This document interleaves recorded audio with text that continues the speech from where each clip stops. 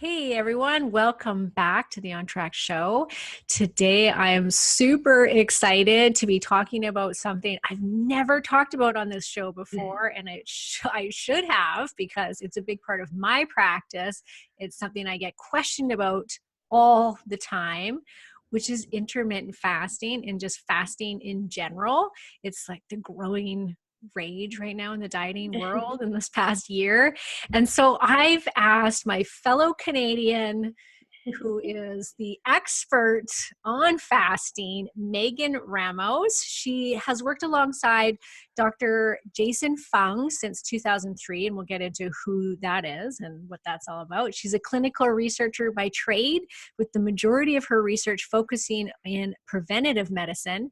Megan co-founded the Intensive Dietary Management Program with Dr. Jason Fung in 2014 after being diagnosed with diabetes herself, and was the program's first guinea pig. So welcome, Megan. Thank you, Karen. Thanks for having me on, and thanks to everybody listening today. Yeah, so I love that you were the first, like, okay, let's try this on me and see how it's going to work.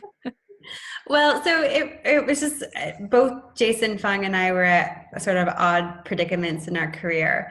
Jason was, going into his 40s. He was a kidney specialist. So my colleague, Jason Fung, is a nephrologist. So Okay. nephrology is the study of kidney disease.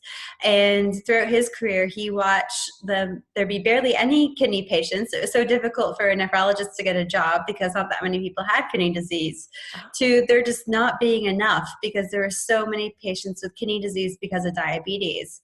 And I actually started doing research in nephrology when I was 14. And we went from just having a few dialysis beds to hundreds. And the big boom was because of the dramatic increase in type 2 diabetes and that causing kidney disease. So Jason was getting really frustrated because he couldn't make the diabetic kidney disease better. If the diabetes just kept getting worse, then the kidneys were just going to get worse. And so it was really frustrating because you're there and you tell your patient you can't help them. And as a clinical researcher, I'm in my mid-20s. At the time, I was thinking about going to medical school.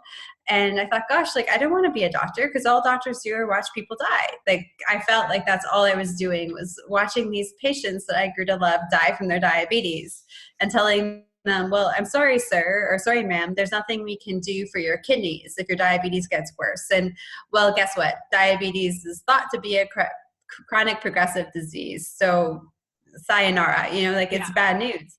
And I got so depressed, I actually signed up to write my LSATs. I was just going to vacate medicine. I was highly motivated, ambitious. I was going to save the world. I just want to help people. And I was like, oh my gosh, I can't do that. So let me just follow in my family footsteps and go to law school and stop trying to be the black sheep of the family. Because I was the only one that didn't go into law or business.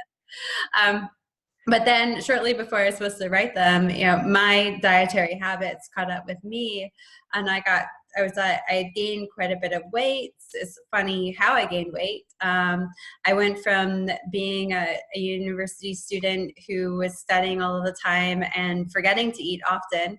So in hindsight, I was fasting all of the time, to someone in my mid-20s who thought to be the responsible adult and followed the Canadian food guide to a T and make sure that she was eating 6 to 8 times throughout the day to stabilize her blood sugars. And I blew up like that character on Willy Wonka who ate that funky candy and just That's blew what up. the Canadian food guide did to you, just and the rest of Canada as well. Yeah. Yeah, I was like a character out of Willy. It was amazing. I gained almost 100 pounds. I'm 5 feet tall. Oh my gosh. I was thinking you were one of those people, looking at you, I was like, oh, she was probably one of those people that stayed really thin but had type 2 diabetes. You just didn't show it because you look like you're just naturally such a small person. No, I chunked up, and patients. Oh my gosh, I love them and just all wanted to punch them at the same time because they'd be like, "You've gained a lot of weight, but it's distributed nicely." And I'm like, yeah, fuck her off. Better. I know. It's like you turn into a nicely distributed obese person. I don't know. And along with that weight came the diagnosis of diabetes. And after I started doing research when I was 14. So at this point I was 27. And then my own family history too is like a nightmare.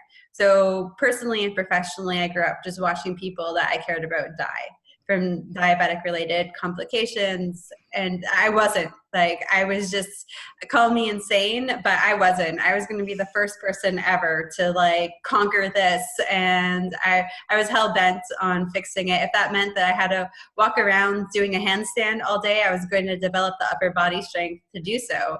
It didn't really matter.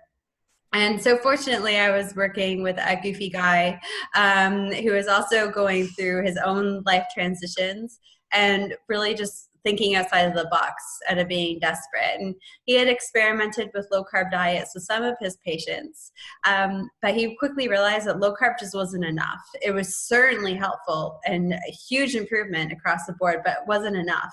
And it was also, in that day and age that we're going back several years, was low carb wasn't popular, it wasn't trendy.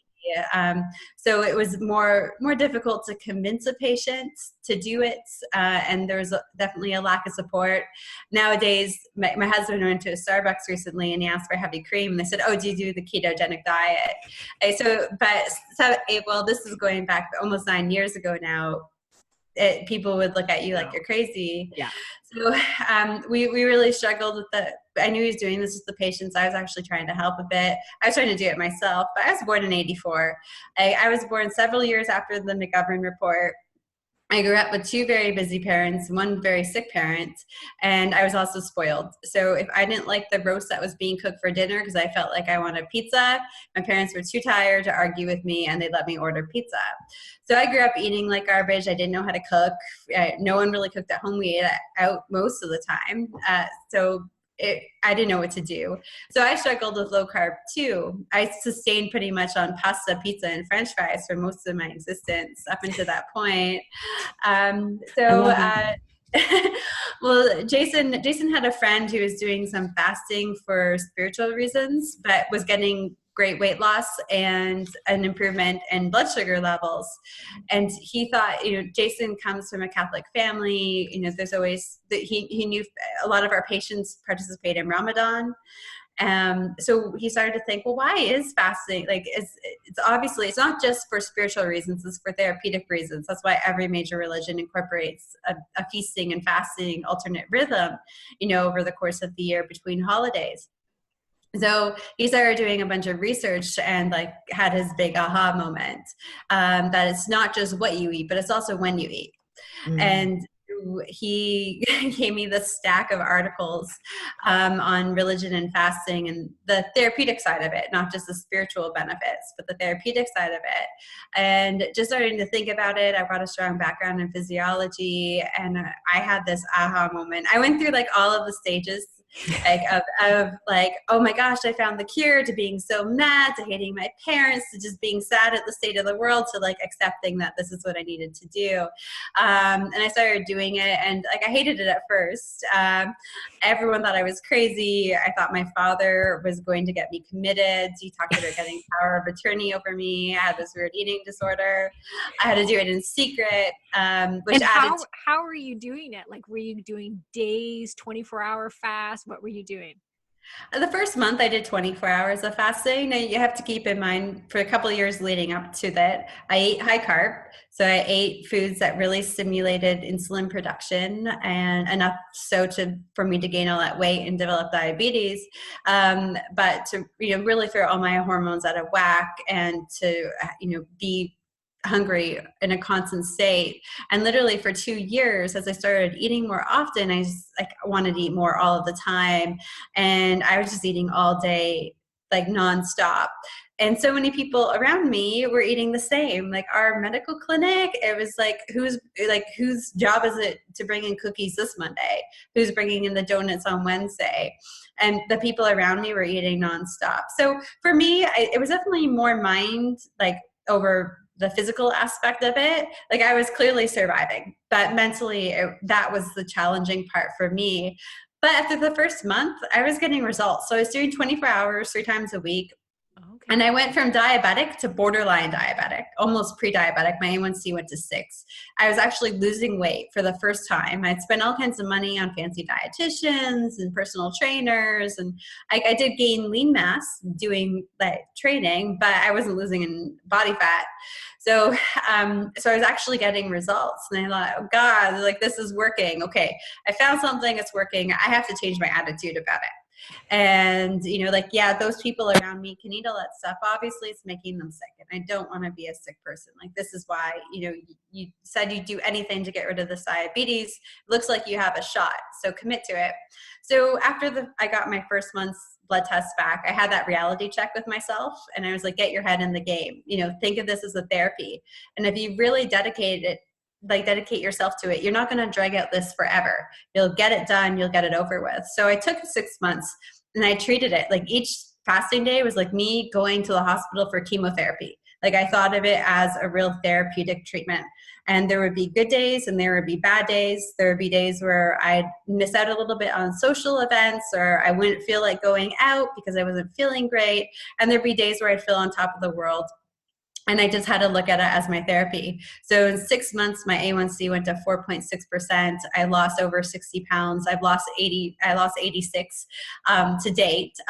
But I gained a lot of lean mass too. So I've lost 86 pounds. So I'm at my lowest body fat percentage. I had no more fatty liver and PCOS, which were other issues that I was contending with as well. All in 6 months from just being dedicated. And I got rid of all of this. I was actually diagnosed with fatty liver when I was 12 and PCOS when I was 14, but I was a skinny fat person then. Right. And no one realized that. They just thought I was underweight, but I was obese still. And were you eating, what kind of foods were you eating in between those 3 days of fasting? So I definitely, my diet was a transition. Yeah. It's been a real evolution. You know, I went from having a couple high carb meals a week to one a week to one a month to one a few times every now and then, you know, relying on berries to help me get through sweet cravings, but then not craving sweets anymore and not buying the berries. So it definitely wasn't perfect. I tried. I did my best that I could. But by the end of the 6 months, I was pretty low carb, pretty ketogenic. I'd say, you know, every other month I would go out at that time and have a little bit of a splurge. But it was different, you know, instead of going out to a pizzeria and eating a whole pizza, I would make sure that I had a salad. I was drinking water. I wasn't going to have wine or any cocktails. And if I was going to have pizza, I wasn't going to have a dessert. And I was going to make sure I ate all of that salad plus other charcuterie items to really make me feel full. So I would only eat a slice of pizza than a whole pizza. But since then, though, this is going back several years, I just don't have the cravings or desires as much. Like every now and then I do, and I realize it's more of an emotional situation. But it was funny because my bachelorette party was 3 years ago on January 1st. And my friends took me out for an Italian food. Despite my name and my appearance, I come from a very Italian family. I look like I'm adopted, but I'm a lot like these people. So I don't think I am. And I survived off of pasta. So my friends took me to an Italian restaurant. They're like, oh, it's the night before your wedding. And I ordered pasta and I just didn't enjoy it. Like I took like 2 forks full and I sent it back and I got a steak. And for someone who ate pasta, not joking, like at least 5 times a week, I haven't had it in 3 years. Like I just don't care for it at all anymore. Yeah, I'm the same. I'm totally the same. I have lost all interest in it. And I try and encourage people that it does take time. Like I would say it took me a couple of years to get to that point where that's not my treat anymore, to go out for pizza or pasta. I would never, that was not what my choice is now. I would go for ice cream instead. It's totally crazy how things shift. When I got my great results, patients, I was at the time working on this prospective research study with 2,800 patients. And so they were all seeing me very regularly. And they saw the transformation and they're like, honestly, we don't care what you're doing. We want to do it. And I think Jason and I are sort of blessed because we are in the city of Toronto. Toronto's the most multicultural, diverse place in the world. Over 50% of the population wasn't born in Toronto. So you have a lot of people who, when they were back home in their home countries, they were fasting. It was part of their religion. It was part of their culture. It wasn't foreign to them. And so like when I had a Muslim patient come in for the first time, and he's like, but I can drink water? This is easy. This is a joke, because during Ramadan, they don't. like, so patients were very willing, and then the willing patients got good results, which inspired the unwilling patients, because there was no way they could turn their heads at 100 patients who would reverse their diabetes. No. So we were, I think, geographically sort of blessed, and nowadays, like, low carb is so popular. Ketogenic diet, which is like extreme low carb, is popular. I'd say I'm in a state of ketosis. Regardless, I don't really censor my carbs, but I don't eat starches. I don't eat grains, but I will never limit the number of Brussels sprouts that I eat. I'm the same. Yeah. Yeah. So I eat a lot of not like unrefined, like non-starchy, fibrous carbohydrates, and so I'm in ketosis, really not trying to get into it, but or like really, I don't restrict my carbs to 20 or less. But I find that even at 60 or plus grams of non-starchy fibrous carbs, I'm in a deep state of ketosis. So, so I'm getting those potential benefits. So the patients saw me and they begged. And so we sort of developed this little program. We thought was like a little pilot program. And eventually some higher power was going to get really mad at us and make us stop. But it was, we just got sort of bombarded. And my colleague, Jason, I think he spent like every night, just, you're so motivated. You're seeing patients get better for the first time. He's been like every night writing these books, the obesity code and the diabetes code. And he's like, I've got to get like what we're learning and this knowledge, and I've got to get it out there. So, and then they became kind of popular. And it's just the last couple of years have just been really crazy. But I'm really happy. In the end, I get to do what I always wanted to do, help people and actually help them get better. Just a totally different approach. I find, though, like you, most people look at me and they're like, what the heck does she know about being overweight? So I find that I have to share, like, on my phone in clinic, I keep a before picture of myself. Yeah, I'm like, this is legit, like, this is me. Like, I've got like tattoo markings you can't make up. Right. So photoshopped. No. And so fast forward from kind of that 3-day-a-week fasting, is that still basically the, when somebody comes in who's insulin resistant, type 2 diabetic, is that the starting point, is 3 days a week of 24-hour fasts? That's usually where we start people, or 36 hours of fasting. Sometimes we'll encourage them to skip dinner or skip that one meal a day. So most often people do a 24-hour fast, from dinner tonight until dinner tomorrow. So during a 24-hour fast, you miss 2 consecutive meals. So usually we're so busy in the morning, work days, it's easy to skip lunch at work. So most of the time people do skip breakfast and lunch. And we encourage them to try to eat an earlier dinner if possible. And if they can fast from lunch to lunch, we encourage that. But that's not suitable for everybody.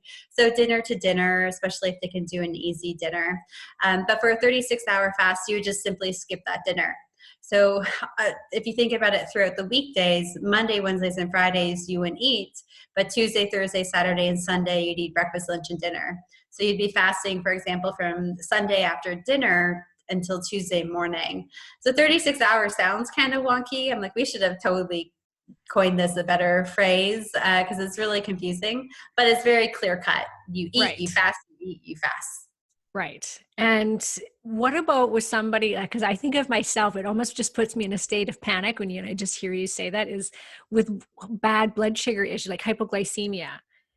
Is it okay to have someone go 24 hours if they're not feeling well? You So just push through it? there's different levels, and we, so with the patients we adjust their medications, or if we are not in the position where we can adjust their medications, we start off a lot more slowly. Like we go from eating 6 times a day to 3 times a day, and cutting out snacking and gradually cutting out meals, just to be very, very cautious so there's no hypoglycemia in the clinic, where we do have control over the patient's medications. We do drop them to make their blood sugar levels go higher to prevent against hypoglycemia. We see them very regularly at the start, because some people come off of 100 units of insulin overnight and some people take 6 months. So it's very different for the individual depending on the severity of their insulin resistance. In terms of not feeling well, like if you feel just like you have the flu, we encourage our patients just to push through.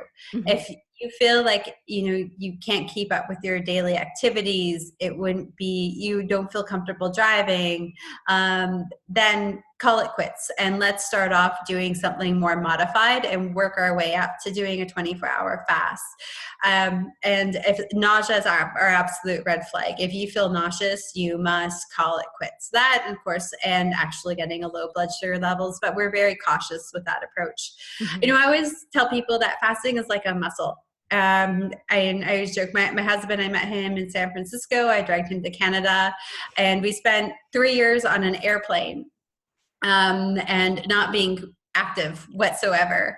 And so when he got to Canada, I was like, oh, okay, we're living downtown by like 10 of the hottest gyms in the city. So I like created this presentation for him so he could pick the gym and get in shape. And he's like, Megan, we sat on our ass, for 3 years. Like, get over yourself. He said, tomorrow morning, let's stretch and see how you feel. And I stretched and I was sore for 3 days. Yeah. He says, yeah, we're not spending like $400 a month at a gym for you. Forget it. Like you got to start off. And so, but it's different for everybody. Like, my best friend and I can go into the gym and I can deadlift my own weight, and she can deadlift, an extra 20 pounds. And that's just, and we started doing weight training at the same time.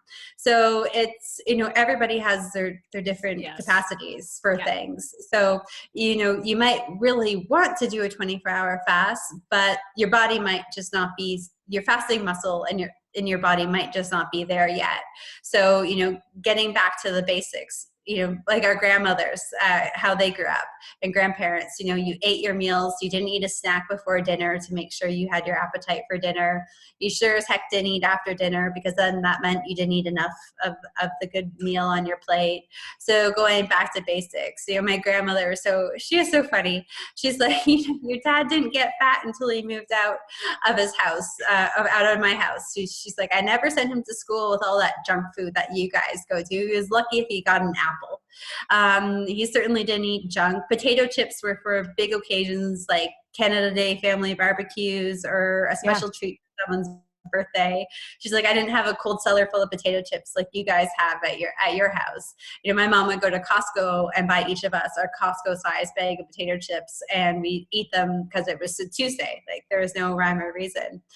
And so just sort of going back to the basics, and and just even doing that cuts out a lot of the carbs that we'd otherwise consume throughout the day.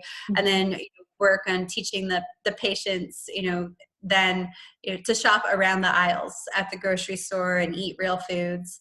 And then once they're comfortable, their blood sugar levels are stable, then maybe cutting out breakfast or cutting out dinner and doing more of what we call like a 16-hour fast, where you just skip 1 meal a day and working our way up to 24 hours. I believe most people are capable of doing any fast they like, but everyone has to start off somewhere different. Yeah. And so what's the medical benefits of a 24-hour fast compared to an intermittent fast where it's just a 16-hour fast, which seems to be what's most popular with people? I know I put it into a lot of my meal plans where you just skip that morning meal and you don't eat till noon or whatever. And it seems like that's such an easy way for people to fast. But is there a difference in the benefits that you're going to be getting? There's something else happening in the body? Well, so it just sort of depends on where you are in your health journey. For someone who's very healthy or moderately healthy, or just has a little bit of metabolic issues, a few extra pounds, a 16-8 is fantastic. You know, it will drop those extra few pounds. It will regulate the hormones. You'll feel great. It's something that I practice. Now I'm coming off of the holidays and moving and eating out at every restaurant in Toronto. So I'm almost 36 hours into a fast right now, or just under 36. So it's, you know, so periodically doing one of these longer ones after holidays to compensate can be helpful. But why I would ask a patient to do a 24/16 is if that patient's more metabolically unwell, has more hormones that are out of whack, has struggled with insulin toxicity, so high levels of insulin in the body, essentially poisoning the body and causing the disease for a longer time. We really target patients with high insulin levels, and fasting really suffocates the insulin levels and it keeps them down. And when you keep an insulin level down for a long enough time, it's suffocating it, and it sort of breaks that barrier. Where your insulin levels aren't going to go up very much. So we think our body's like a thermostat. Everything in our body's like a thermostat. So it's always trying to keep things at the same, the thermostat tries to keep everything at the same temperature. So it will turn on the heat, it'll turn on the fan, the air conditioning to bring your room back to 73 degrees. And our bodies, get so used to having an insulin level that's so high, it tries to fight it. So, when you're doing sort of a 16-hour fast, it's not really powerful enough to fight that set point. But a longer fast, like a 24-hour fast, and sometimes that's not enough. Sometimes a 36-hour fast is absolutely necessary to fight that set point and keep the insulin levels so low for a sustained period of time that you actually drop the temperature on the thermostat for the insulin setting, if that makes any sense. Yeah, no, I think that's a good analogy to say it, because I think that it would be so hard to do the 24-hour fast, but it is more therapeutic, I think is what you're trying to say. Like, it is more like, if the sicker you are, the probably the longer you should be going. So let's go the other way for somebody that has been fasting like yourself. You've lost the weight, you've been doing the 3 days a week, you're at a good spot. Is there like a maintenance that you should be doing? Like, what do you do when you're not like just normal every day? What are you doing?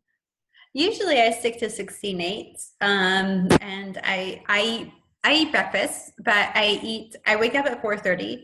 I do all my emails. We have some partners that we work with in the UK, so deal with any issues related to them. Then I go to the gym, come home, shower, eat. So I'm awake for a good 4 hours before I eat. And then we'll eat like a late lunch, sort of usually around 2 or 3 o'clock. And that's what we do. If I ever overdo it, then I will take a period of time and do a little bit more in therapeutic fasting, like I used to when I was healing my metabolic syndrome. So the last Christmas season, I celebrate Christmas. I didn't overdo it. I was in Orlando with my husband's family. Everybody was sick. None of us feasted. So in January, I just kept up my 16/8. This December, I was home, I moved, I had visitors, my mom was sick. I ate out solely at restaurants, and I stuck to really great options. There's great options, but you never know how they prep things. You'll get a balsamic vinaigrette, and you can taste the sweetness in it. Or even like I had a rotisserie chicken, and I could tell it was brined in sugar, just because I'm so sensitive to sugar now. So you've got all these hidden things in your food. I gained a little bit of weight. I felt bloated. I felt tired. So despite my best efforts at eating out, it was not a great end result. So now for the month of January, I'm taking advantage of the slow social time of the year. And I'm just for this month, I'm just going to do the therapeutic fasting that I used to do until I feel better. And it's different for everybody. A patient of mine might not have eaten out as much as I did, or maybe they didn't indulge too much, but they're feeling off. And I usually tell these patients then who are in the maintenance mode, I guess you'd call it, to do just the therapeutic fasting until they feel good again. So if that's like a week, or if it's 2 weeks, or if it's a month, just until they feel good again. And I can you can eventually gauge it after time. Like I know if I go away and I'm eating at restaurants because I'm at a resort, or in other people's company and they're cooking, and there's hidden sugars, I can gauge it. It's like, okay, this is probably pretty bad. It's going to take me a week or 2 weeks, till I get back on track. So I just encourage people, just do it till you feel like your old self again, and then just get back into your 16-8 routine. Yeah. And I don't know if you find this, but I find because I use it a lot with clients to help them initially to lose the weight, more intermittent fasting than the 24-hour. And I see it work so good in the beginning. And then I have had a few clients who it does start to drive the thyroid down, or it starts to mess negatively with their hormones. And my theory on it is that we're going into, we're in a caloric deficit overall. If you're looking at the week or the month, you're in this caloric deficit. And what does that start to signal to our bodies at a certain point when there's not a lot of body fat on us?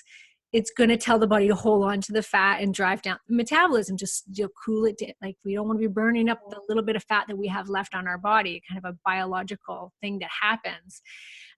So at that point, should somebody just stick with the intermittent fasting? Can they still do like a 24-hour fast every couple of weeks? Like, is there kind of a sweet spot if somebody's hit that spot?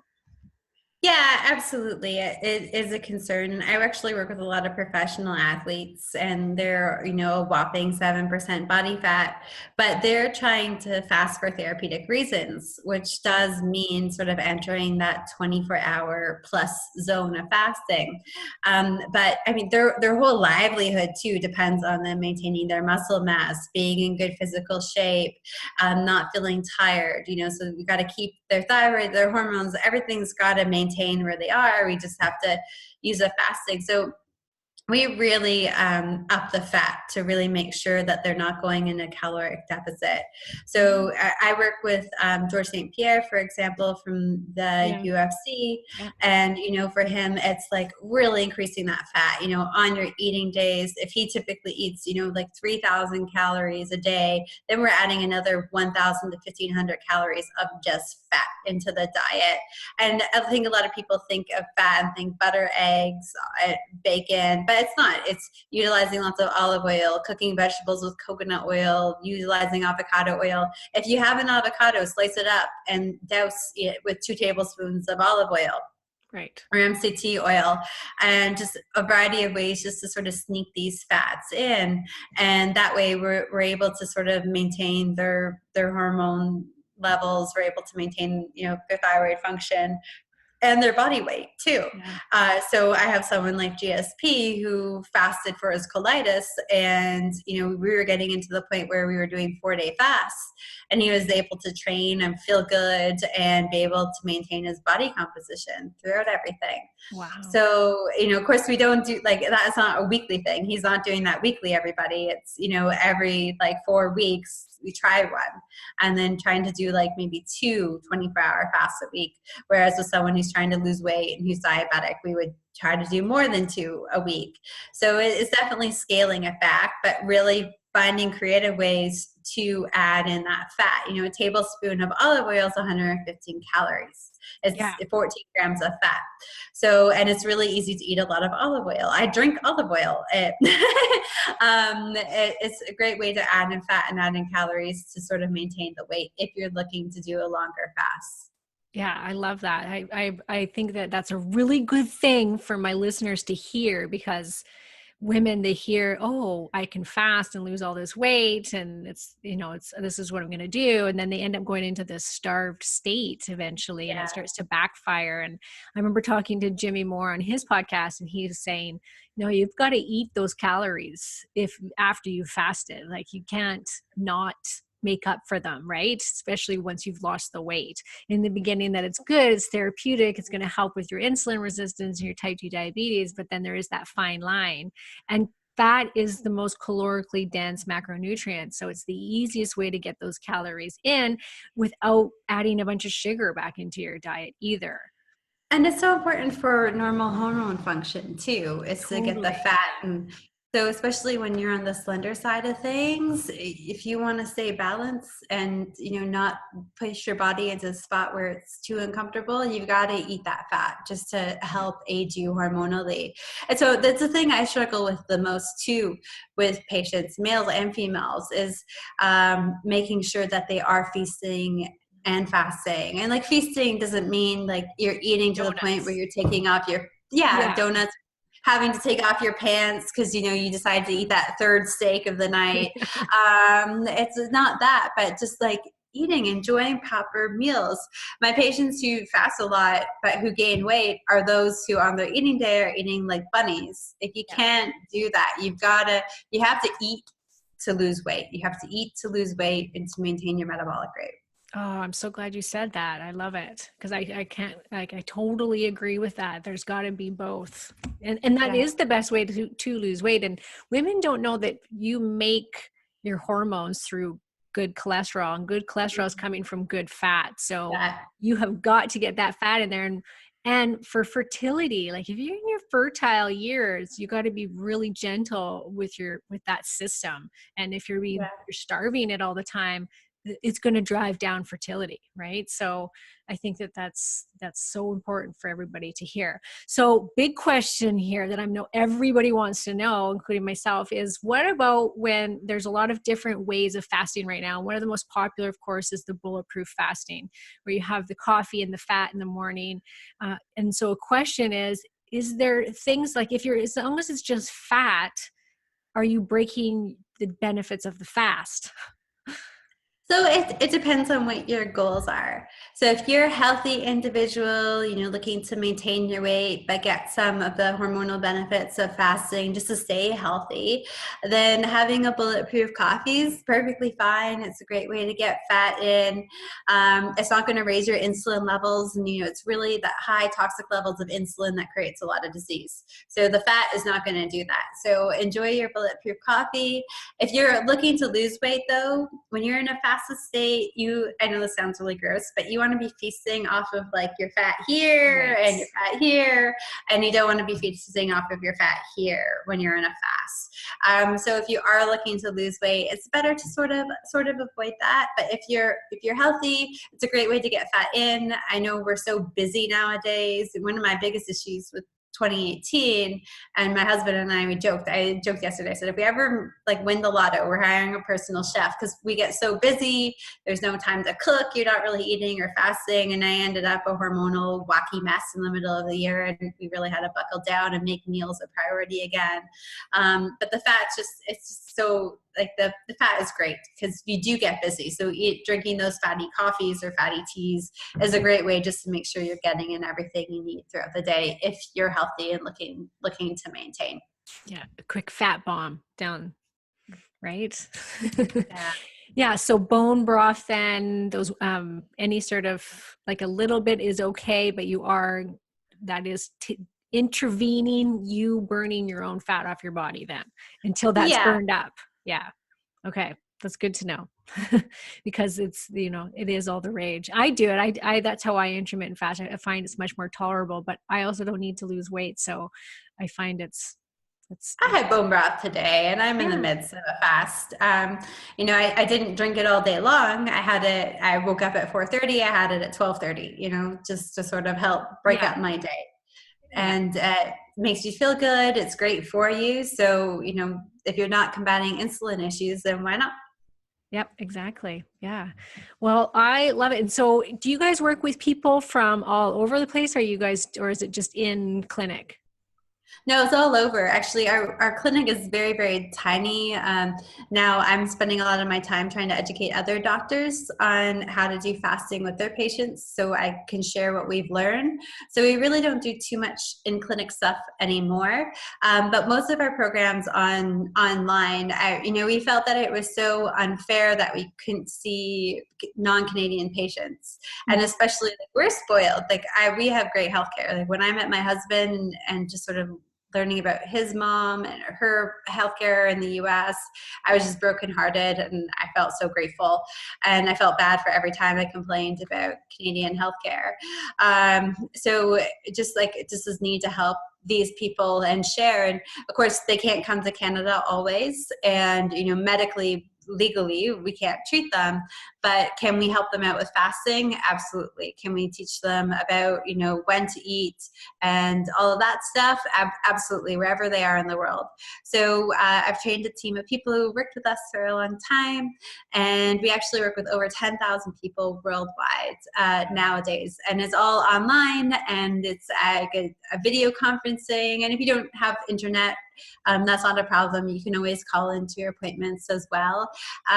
But we do these small group appointments so people get a community. It's kind of neat because I have patients from all over that connect, and they go on vacations and stuff together, and they form their own fasting community in their personal lives. So we do online counseling, and we have an online self-guided program. So if you're someone who's a little bit more reserved, doesn't want to share with a group, is figuring most of it out on their own, it doesn't really need that much support, we have an online self-guided program as well. Wow, that's great. And I'll put the link in the show notes, but it is idmprogram.com, correct? Yes. And so if you're looking to start incorporating fasting into your own regime, I highly suggest checking it out. It's definitely one of the best programs that's out there that incorporates fasting. So, and they're doing it right. You guys have done your research, you're doing it right. And you guys are really helping a lot of people through it. So it's amazing. Thank you, Karen. All right. Well, thank you so much for coming on the show today, Megan. No problem. Thanks, Karen, and happy fasting, everyone.